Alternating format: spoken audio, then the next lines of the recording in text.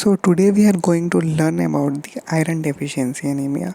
ये जो है मोस्ट कॉमन टाइप का एनीमिया और एक न्यूट्रिशनल डेफिशिएंसी एनीमिया है। तो सबसे पहले अपन लर्न करेंगे आयरन मेटाबॉलिज्म के बारे में। तो आयरन मेटाबॉलिज्म यानी आयरन का एब्जॉर्प्शन कहाँ होता है? मेनली डुओडेनम में होता है, proximal part of the duodenum में होता है। तो मेनली अपने आयरन के दो फॉर्म एग्जिस्ट करते हैं, एक होता है Fe3+ फॉर्म और एक होता है Fe2+ फॉर्म।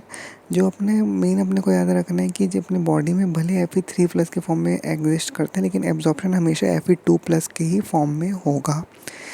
क्यों ऐसा होता है? क्योंकि अपने में जो रिसेप्टर्स होते हैं वो Fe2+ फॉर्म के लिए होते हैं। तो भले Fe3+ के फॉर्म में अपने एग्जिस्ट करेगा, अपन खाएंगे भी, बट Fe2+ के फॉर्म में होगा एब्जॉर्ब। तो अपन इसको ऐसे याद कर सकते हैं कि तीन तिगड़ा काम बिगड़ा बोलते हैं। वैसे अपना मेन काम क्या है? एब्जॉर्प्शन है यहाँ।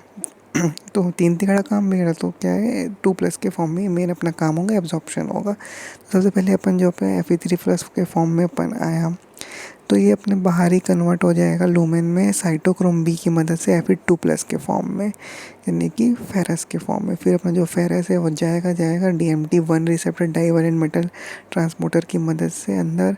फिर वो एब्जॉर्ब होगा अंदर, यहाँ ये डुओडेनम का सेल है उसके फिर अंदर ब्लड स्ट्रीम की तरफ एब्जॉर्ब होगा Fe2+ में के फॉर्म में। यहाँ मदद करेगा फेरोपोर्टिन नाम का एक रिसेप्टर है, वो ट्रांसपोर्टर है वो। फिर वहाँ फिर से अपने को अब चाहिए तो Fe3+ के फॉर्म में, तो वो अपना हेफेस्टिन एक है प्रोटीन, उसके मदद से अपना कन्वर्ट हो गया Fe3+ में। तो मेनली आया Fe3+ के फॉर्म में, खाए थे, काम भी ब्लड स्ट्रीम में Fe3+ में होगा, लेकिन एब्जॉर्प्शन Fe2+ के फॉर्म में होता है। यहाँ DMT1 रिसेप्टर का ट्रांसपोर्टर मदद करते हैं, यहाँ फेरोपोर्टिन।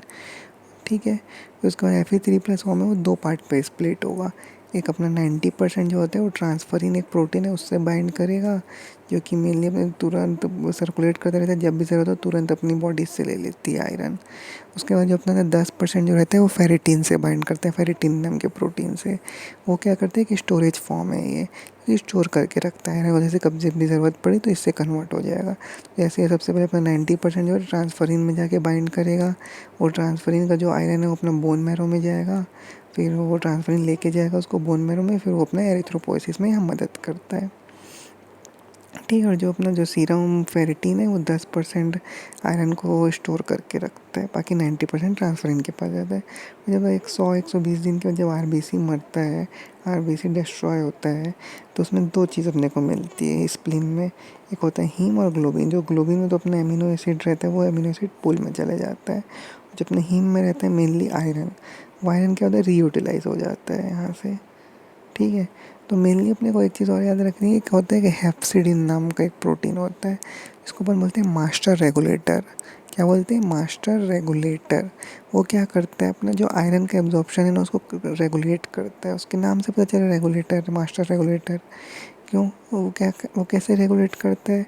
जैसे अब मान लो अपने बॉडी में आयरन कम होता है, आयरन डिफिशियंसी होती है, तो अपने ट्रांसफरिन से जितना आयरन था वो जाते जाएगा एरिथ्रोपोइसिस में, फिर इसमें भी ख़त्म होगा, कम होगा। तो अपने इसके जो रिसेप्टर्स हैं, ट्रांसफरिन रिसेप्टर्स, वो उनको सिग्नल आएगा, फिर वो हेप्सिडिन को सिग्नल देंगे, और फिर हेप्सिडिन क्या करेगा? जो अपना फेरोपोर्टिन है इधर यहाँ पर जाएगा। जैसे अपने बॉडी में आयरन कम हुआ, ये एब्जॉर्प्शन बढ़ा देगा, आयरन का बोलेगा एब्जॉर्प्शन बढ़ाओ, एब्जॉर्प्शन बढ़ाओ। तो आयरन कम हो रहा है अपने बॉडी में, तो यहाँ से फटाफट एब्जॉर्प्शन बढ़ते जाएगा। और मान लो जैसे अपनी बॉडी में मस्त आयरन की कोई कमी नहीं है, एकदम दबा के खा रहे हैं अपन आयरन, मस्त पूरा बॉडी में आयरन ही आयरन है, अपने को आयरन की कोई ज़रूरत नहीं, लेकिन फिर भी अपन खा रहे हैं। तो फिर यहाँ ट्रांसफरिन तो फुली सेचुरेट हो गए, फिर यहाँ सिग्नल जाएगा रिसेप्टर के पास, फिर जाएगा हेप्सिडिन के पास। फिर हेप्सिडिन क्या करेगा? बोलेगा अरे अपने पास तो ऑलरेडी आयरन है, मत खाओ, आयरन टॉक्सिसिटी हो जाएगा। तो यहाँ से ये आयरन को एब्जॉर्प्शन बंद कर देगा। तो ये आयरन का कंट्रोल करता है इस तरह से, एब्जॉर्प्शन को, अपने बॉडी में आयरन का जो लेवल है उसको कंट्रोल करता है through absorption, at the level of absorption. ठीक है। ये अपना होता है नॉर्मल आयरन मेटाबॉलिज्म। तब अपन देखते हैं एटियोलॉजी, यानी कि क्या क्या कॉजेज से अपने को आयरन डिफिशियंसी एनीमिया हो सकता है। तो सबसे मेनली तो न्यूट्रिशनल डिफिशियंसी, खाएंगे ही नहीं तो फिर तो हो गई, या फिर खा रहे हैं लेकिन ज़्यादा लॉस हो जा रहा है। कैसे कैसे केस में, यानी मेनोरेजिया हो गया, वर्म्स इन्फेस्टेशन हो गया, या फिर एल्डर पेशेंट्स में तो होता ही है। फिर उसके बाद अपन आते हैं पैथोजेनेसिस। जो अपना पैथोजेनेसिस है वो मान लो जैसे नॉर्मल अपना बढ़िया चल रहा है सब, उसके बाद लेकिन अपने पास आयरन की कमी हो गई शुरू शुरू में अचानक से मतलब धीरे धीरे ही होती है, तो अपने में कमी हो गई आयरन। नेगेटिव आयरन बैलेंस हो जाएगा कम हुआ तो फिर सबसे पहले ट्रांसफरिन से जाएगा। जैसे मैंने बताया ट्रांसफरिन से गया, ट्रांसफरिन से जब जाते जा रहे हैं तो लेकिन तो फिर उसके बाद अपने पास ये स्टोरेज के पास जाएगा भाई बॉडी, ये दो भाई आयरन कम हो गए तो ये फिर फेरेटिन से आए ट्रांसफरिन के पास अपना आयरन जाते जाएगा जैसे यहाँ जाते जा रहा है। तो उसके बाद सीरम फेरेटिन भी कम होते जाएगा और ट्रांसफरिन भी कम हो जाएगा। लेकिन जो F E serum total serum iron अपने बॉडी में नॉर्मल दिखता है अपने को। क्यों?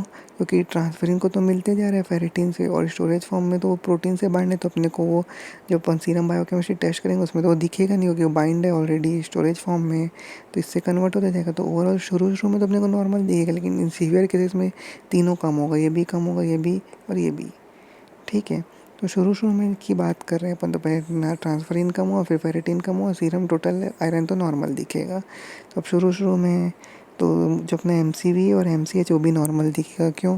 क्योंकि अपने पास हेल्दी आरबीसीज तो है ना अभी, और अभी अभी कम हुआ है अपने पास आयरन, लेकिन लोग पहले से थे वो तो बनते जा रहे हैं। पहले के जो नॉर्मल आयरन थे उनसे तो आरबीसी बनते जा रहे हैं ना, उनकी लाइफ सब नहीं बढ़ी रहती, एक बार बन गया तो चल रहा है अभी तक।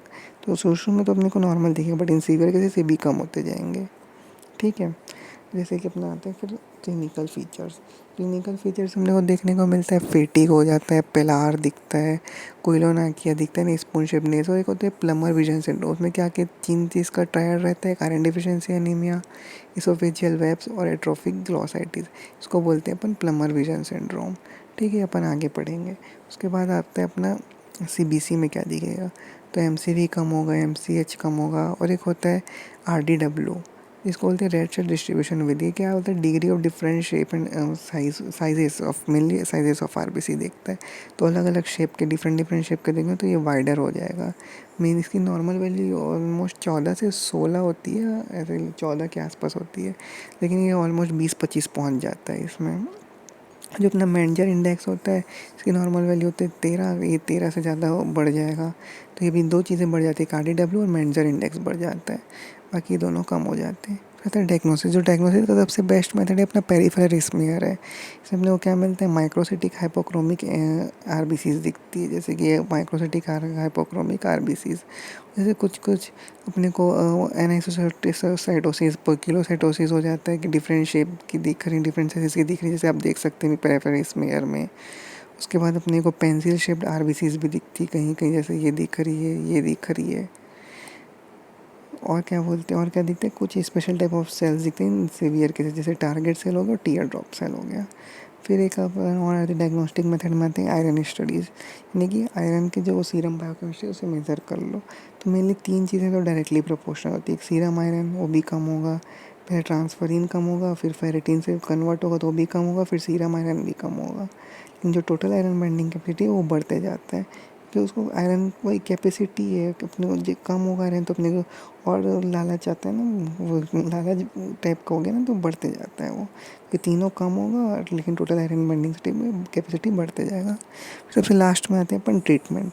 तो ट्रीटमेंट जो होता है अपन मेनली आयरन के टैबलेट्स लेते हैं, तो उससे अपने को क्या होता है, बोन मैरो प्रोलिफरेट होगा, तो उससे फिर तुरंत एरिथ्रोपोइसिस बढ़ेगा।